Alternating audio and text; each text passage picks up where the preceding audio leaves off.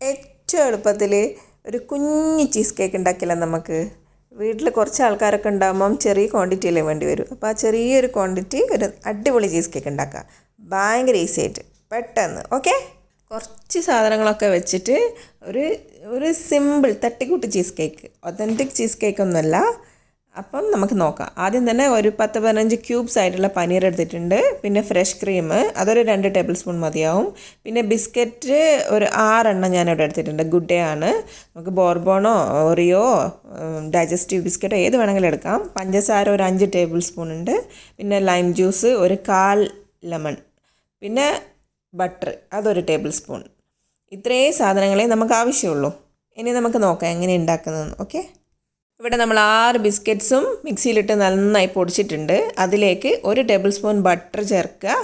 പിന്നെ കുറച്ച് പഞ്ചസാരയും നമ്മളെടുത്ത് വെച്ചതെന്ന് ഒരു ടേബിൾ സ്പൂൺ പഞ്ചസാരയും കൂടി ഇട്ടിട്ട് ഒന്നും കൂടെ പൊടിച്ച് കൊണ്ടുവന്നിട്ട് നമുക്കൊരു ഈ കേക്ക് ഏത് ബൗളിലാണോ ആക്കേണ്ടത് അതിലേക്ക് ഇങ്ങനെ നിരത്തി കൊടുക്കുക. എന്നിട്ടൊരു സ്പൂണോ സ്പാച്ചുലോ എന്തെങ്കിലും യൂസ് ചെയ്തിട്ട് നന്നായിട്ട് പ്രസ് ചെയ്ത് അത് അമർത്തി ഒരു ബേസാക്കി എടുക്കണം.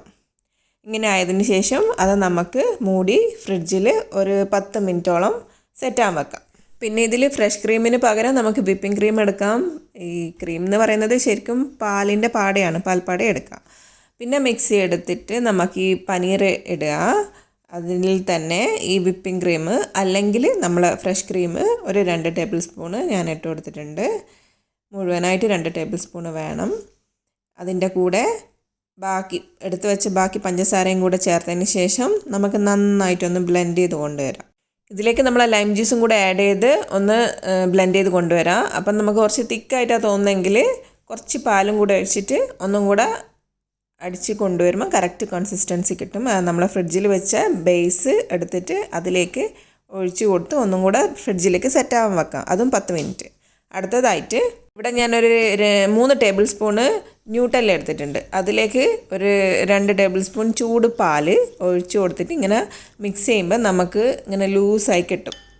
അത് നല്ല ഒരു ഗ്രേവി പോലെ കിട്ടും. അത് നമ്മൾ സെറ്റാവാൻ വെച്ച നമ്മൾ കേക്ക് ബാറ്ററിൻ്റെ മേലേക്ക് ഒഴിച്ചു കൊടുക്കുക.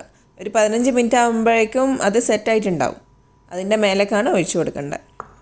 അതിന് ശേഷം വീണ്ടും ഒരു 15 മിനിറ്റ് നമുക്ക് ഫ്രിഡ്ജിൽ തന്നെ ഒന്ന് സെറ്റാൻ വെച്ച് കഴിഞ്ഞാൽ നമ്മളെ കേക്ക് റെഡിയായി.